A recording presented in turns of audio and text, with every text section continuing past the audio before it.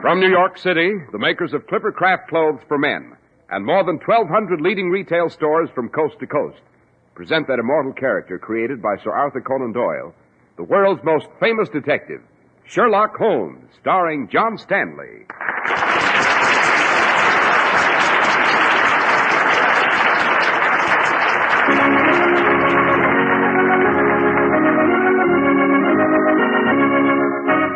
This week's story, The Adventure of the Devil's Foot. Holmes, why are we running up these stairs? Where are we going? To the room above, Watson. If we... Holmes, listen! The devil's foot is here in my room! The devil's foot! The devil's foot? Good Lord, Holmes, what is that? Death, Watson. A foul and fiendish death, worthy of Satan himself.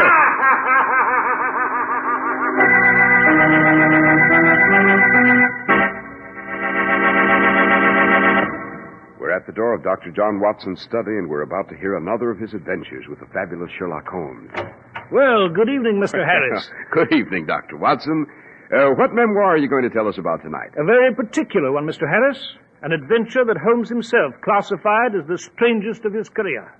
It took place in Cornwall, that brooding country of lonely and rolling moor. I see, Doctor. And what's it called? Well, Mr. Harris, Holmes always referred to it as the Cornish Horror. But in my memoirs, I have noted it as the Adventure of the Devil's Foot. And I shall be delighted to relate it to you after you've presented your audience with the merits of Clipper Craft clothes. Thank you, Doctor. Is there anyone, anywhere, who doesn't want a lot of value for his dollars when he buys a suit or a topcoat? I doubt it. Most men want skillful tailoring, fabric that's long-wearing, looks that stand out in a crowd. And that's just what they get in a suit or overcoat with a Clipper Craft label, and at a price they can afford to pay. Yes, Clipper Craft is considered one of the greatest clothing values in America today, because dollar for dollar, you can't beat the values. A Clipper Craft pure worsted suit, for example, is only $45. A Clipper Craft topcoat or overcoat is just $40 to $47.50. And there's quality in every inch of the fabric, every seam, every buttonhole. Yes, for a deliberately planned clothing buy that's honest-to-goodness quality and value through and through. See the fine Clipper Craft clothes at your local independent store, a store you can trust. Compare Clipper Craft with clothes selling for many dollars more.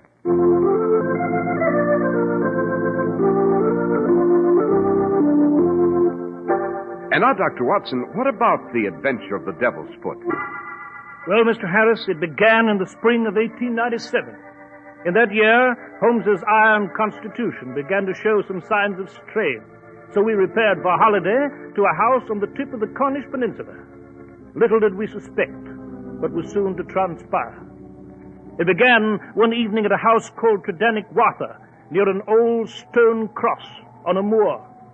Here, Mortimer Tregennis had been visiting his brother George and his sister Brenda. It's a dark night on the moor, George, and a lonely walk to the village. Come now. My dear brother Mortimer isn't afraid of ghosts and devils now, is he? George, why don't you stop? Why don't you let Mortimer alone? He lets us well enough alone, don't he, sister? The moor's not good enough for him, oh no. He has to live alone at the vicar's in the village. But you'd like to live in better style, wouldn't you, Mortimer? What do you mean? You know what I mean. The shares of the tin mine Father left to Brenda and me. You'd like to have them for your own, wouldn't you? George, please, you're being rude and uncharitable. Perhaps I am, Brenda. I could never stomach a coward. I'm not a coward, George.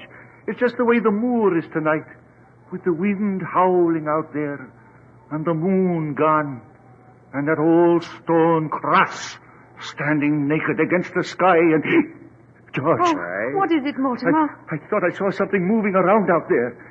A figure in a black cloak with shining eyes. Evil eyes. Well, blast me. He's seeing the goblins already, Brenda. Afraid to walk home now, hey, Mortimer? I wouldn't stay here another minute if you begged me to, George. I'm tired of your carping and your insults. I'll show you if I'm afraid to cross the moor. Mortimer. Good night.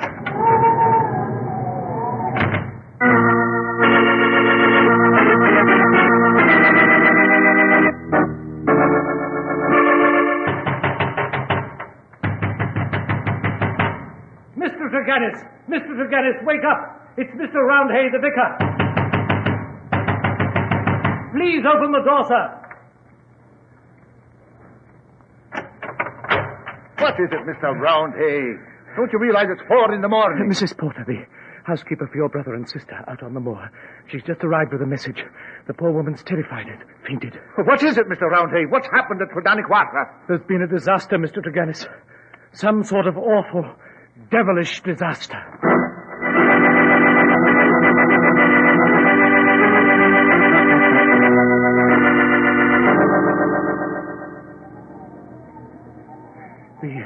The lights are on in the house, Mr. Tregennis. Yes. I don't understand it, Mr. Roundhay. My sister and brother were perfectly all right when I left. Suppose we go in and take a look. I tried to get an account of what had happened from the housekeeper, Mr. Tregennis, but she was quite incoherent, and then... Good heavens, what's that? I don't know. It sounds like George. We'd better go in.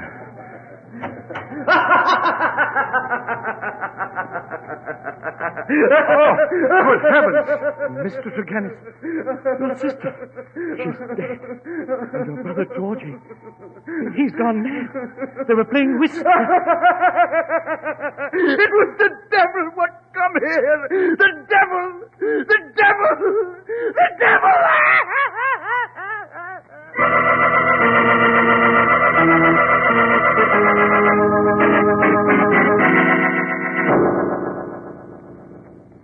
This is a strange story you've just related, Mr. Tregennis. Very peculiar set of circumstances indeed. I find them most fascinating. And most horrible, Mr. Holmes. Believe me, I'm gratified that the vicar, Mr. Roundhay, persuaded you and Dr. Watson to look into this tragedy. We consider it most fortunate that you decided to take your holiday here. Yes, quite. Now then, Mr. Tregennis. Yes, Mr. Holmes. As I understand it, your sister was found dead, and your brother was still holding his twist cards and laughing wildly. What do you make of it, Holmes? It's a little too early to form any conclusion, Watson.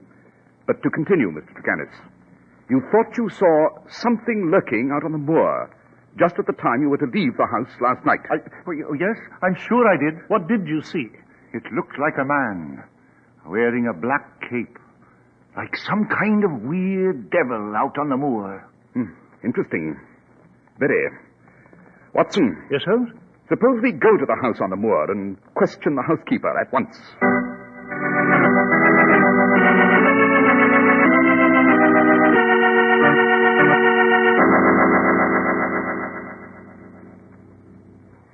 Well, Mr. Holmes, that's my story. I was asleep. Heard George laughing as though he were balmy, and found him.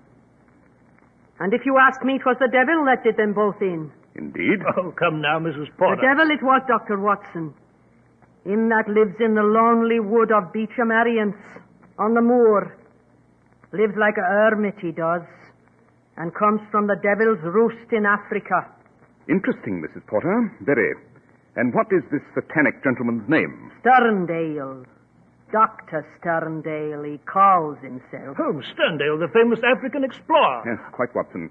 But, Mrs. Porter, why do you suspect this man Sterndale? He's a man of strange and lonely habits, and rough temper. And he was sweet on my mistress, Brenda Tregennis. They knew each other? Aye. I've heard that he offered marriage, but she would have none of him.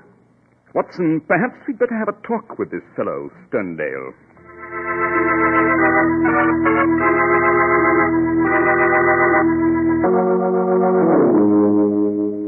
You seem to resent our morning visit to your retreat, Dr. Sterndale. I do. I intrude on no man's privacy, and I resent any intrusion on mine. State your business quickly and get out, before I throw you out and slam this gate behind you. Holmes, the infernal cheat. Quiet, Watson. Dr. Sterndale, I must remind you that murder has been done. And although you may have bullied native bearers in the African jungle, you'll find that my colleague and I here are made of different metal. Now then, a question or two. Very well, but be quick about it. I understand you bear some distant relationship to the Tregennis family. Very distant? What of it? And that when the tragedy happened, you were on your way to Africa. You had, in fact, reached Plymouth when you suddenly returned.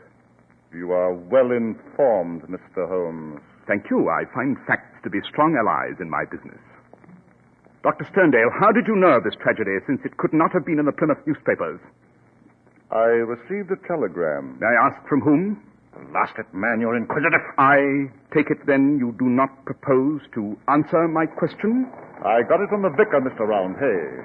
Naturally, I returned here to Cornwall and let my boat go. And now, Mr. Holmes, I had quite enough of you and your friend. Holmes, someone is coming. Yes, Watson. It's the vicar. He seems to be in a great hurry. Yes. Mr. Holmes! Mr. Holmes! Yes?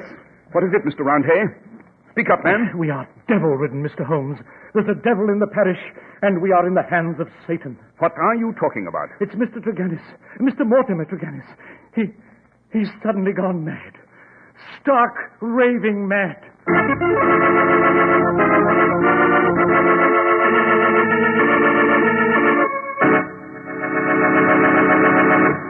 Well, Dr. Watson, no wonder Sherlock Holmes considered this his greatest adventure. Yes, Mr. Harris. You have not heard the end of it yet. After you tell our audience something about Clippercraft clothes, I shall resume this weird story. We shall all join you in a minute, Doctor.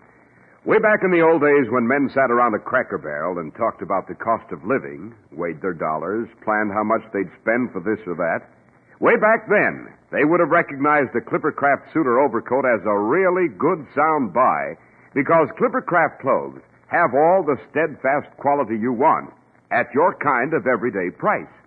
Luxurious fabric, skillful tailoring, smart lines. They're made especially for men who like to look well-dressed, but don't want to throw their budgets out of gear. They're the kind of clothes your local independent dealer is proud to feature, because in times like these, they're worth every single penny and more than their price tags read.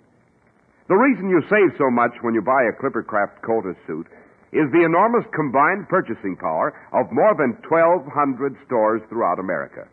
In other words, the famous Clippercraft plan.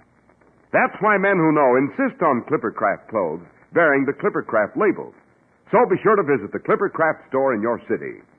These leading stores in the metropolitan area are proud to add their names to Clippercraft in your suits, top coats, and overcoats. In Manhattan, Saks 34th, Broadway at 34th.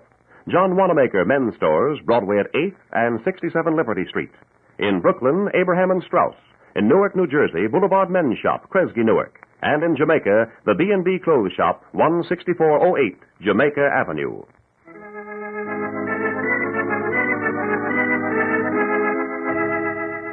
And now, Dr. Watson, you were relating to us the adventure of the Devil's Foot.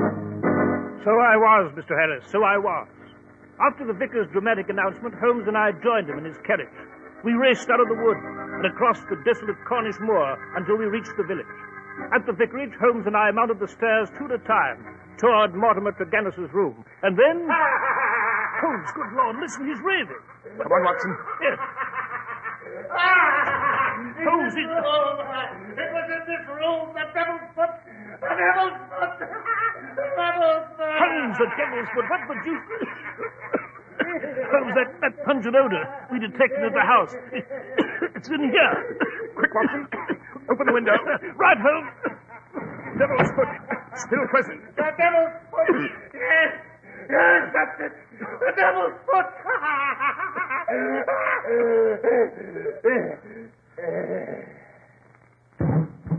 Holmes. Mortimer Tregennis. It's too late to do anything for him now, Watson. Dash it, Holmes. What in blazes has happened? What is all this gibberish about a devil's foot? No time to answer questions now, my dear Watson. I'm going to examine the garden at once.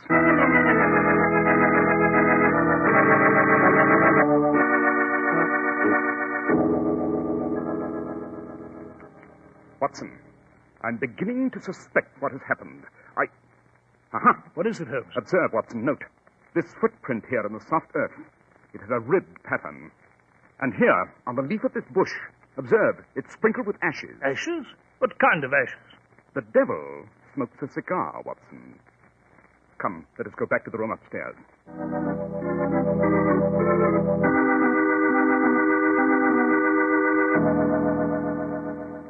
Watson, look here. Where? On the windowsill. There are tiny bits of gravel. Well, what of it, Holmes? Significant, Watson, very, especially when one notes the texture and color of this particular gravel. Note, too, that the lamp in this room is still burning. Well, I don't see what... Proof of the time of murder, Watson. Surely the lamp would not be burning if Mortimer Tregennis had been murdered in broad daylight. This terrible tragedy befell him in an hour of darkness, possibly just before the dawn. And... One moment, Watson. Holmes, what are you doing with the smoke guard of that lamp? Uh-huh. What the deuce is it, Holmes? I am merely scraping a rather peculiar residue from the smoke guard of this lamp, Watson. Note this fringe of brown powder yet unconsumed. What does it mean? A series of curious coincidences, Watson. In each case, at the house on the moor and here at the vicarage, there was heat by fire. At the house, the fire in the hearth. Here, this lamp. In each case, there was a peculiar, pungent odor in the air. And in each case, madness and finally death was the result. Yes, but Holmes, what have all these got to do with the devil's foot? I cannot be sure, my dear fellow, until we reach our own quarters. And there, Watson, we shall conduct an interesting and perhaps a dangerous experiment.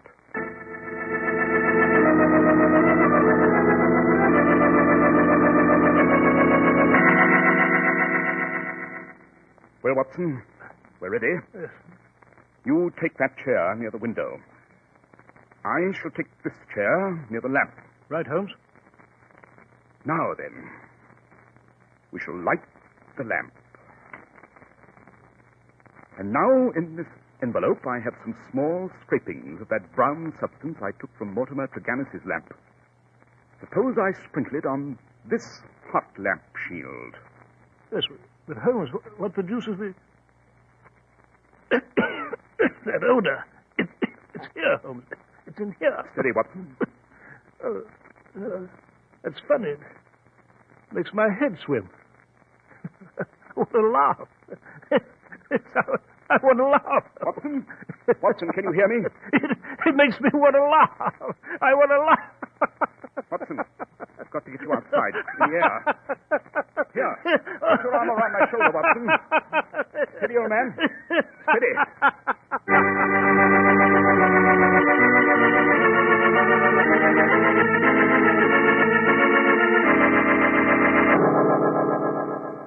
Watson, you all right, my dear fellow? Oh, Holmes. Jove, I feel done in. Splitting headache. Oh, Watson, what? I shall never forgive myself. It was a foolhardy experiment to subject a friend to. Well, never mind that, Holmes. Did you draw any deduction from it? Indeed I did, Watson, thanks to your generous cooperation. I'm able to tell you that the murders at the house on the moor and here in the vicarage were done by two different murderers, and both brought about death by combustion. What? And second, I now have the secret of the devil's foot at hand. Holmes, what the deuce is it? As soon as you're feeling better, Watson, I shall dispatch an urgent message to Dr. Sterndale. And after that, you shall hear the answer for yourself.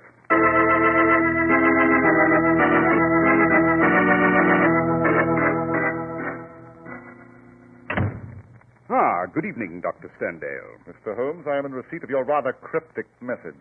To be sure. And I'm at a loss to know, sir, what you can have to speak about that affects me in such an intimate manner. Would murder be reason enough, Dr. Sterndale? Murder? Precisely. You killed Mortimer Tregennis. By the great Peter, Mr. Holmes, I've a mind to twist your neck. I've lived among savages in Africa these many years and beyond the law. You do well not to forget it. I have no desire to do you an injury. Nor have I any desire to do you an injury, Dr. Sterndale. Surely the clearest proof, knowing what I know, is that I have sent for you instead of the official police. What do you know, Mr. Holmes? I know that Mortimer Tregennis killed his brother George and his sister Brenda. I know that you were deeply attached to his sister, that you returned when notified by the vicar and took your revenge. I know also that you and Mortimer both used the same method. The devil's foot. Holmes, what the blazes is this devil's foot? This, Watson. These tiny brown particles we found on Mortimer's lamp. What? Why, it's impossible. How did you know, Holmes? I didn't think anyone knew. It so happens my hobby is chemistry, Dr. Sterndale, and specifically the chemistry of rare poisons. Yes, but Holmes... Devil's foot, Watson, comes from a rare African plant. Devil's foot root. It induces madness, then death. The root is shaped like a foot, half human, half goat-like, hence the name. It's used as an ordeal poison by medicine men in certain districts of West Africa. I presume you brought back this specimen from the Ubangi country, Dr. Sterndale. Am I correct? Yes. Yes, that's correct. Mr. Holmes, how... Obvious, my dear doctor. Obvious. In some manner, Mortimer Tregennis received some of this powder from you. Yes. I showed it to him on one occasion, and he must have stolen it. Precisely. Tregennis coveted the shares his brother and sister owned in the family tin mine. When he left the house on the moor, he threw some of the devil's foot into the fire. Yes. Yes, he killed her. He killed Brenda out of his greed for money. But I loved her. I loved her more than anything in the world. That is why I lived near her on this desolate moor. How does it happen, Doctor, that you didn't marry her? Because I already have a wife, and she refuses to release me. When I heard that Mortimer had killed the only person I loved in this world, and when I heard how she had died, I knew. And so I returned. Quite. You woke Mortimer by throwing gravel on his window, a gravel peculiar to your own grounds. You requested an audience in his chambers and threw some of the particles on his lamp. Then you went down to the garden, smoked a cigar, and waited for him to die. So that was the footprint? Yes, Watson, of the very tennis shoes Dr. Sterndale's wearing now. Dr. Sterndale. Yes, Mr. Holmes? Why didn't you appeal to the official police? Accuse Mortimer Tregennis yourself? I thought of that. The facts were true, but what jury would believe my fantastic story? And so I took justice into my own hands. Well, Mr. Holmes, there's my story. You can do what you will. I have no particular desire to live anymore. If you were a man who loved as I did, perhaps you would understand. Dr. Sterndale, what were your plans? I had intended to bury myself in Central Africa and never return.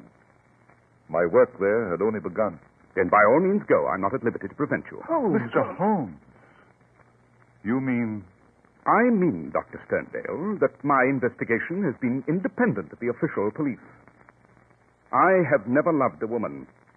But if I had, and the woman I loved had met such an end, well, I don't know. I don't know.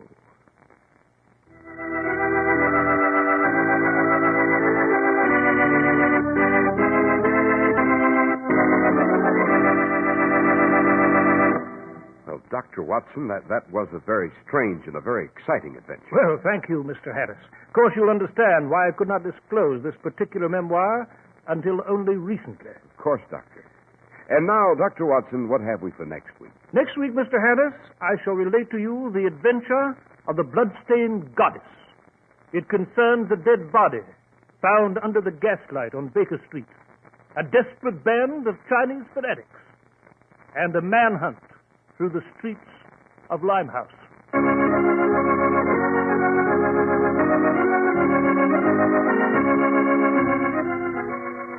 The makers of Clippercraft clothes in more than 1,200 stores from coast to coast have brought you another in the new series of broadcasts featuring the world's most famous detective, Sherlock Holmes.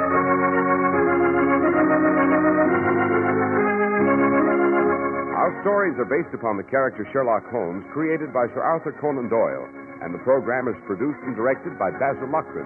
Sherlock Holmes is played by John Stanley, Dr. Watson by George Felton. This week's story was written by Max Ehrlich, with special music by Albert Berman.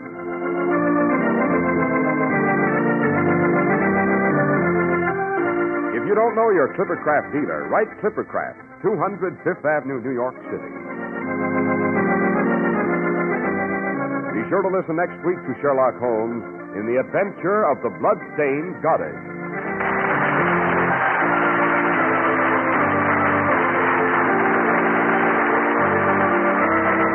This is Cy Harris speaking for Clippercraft Clothes. This is the Mutual Broadcasting System.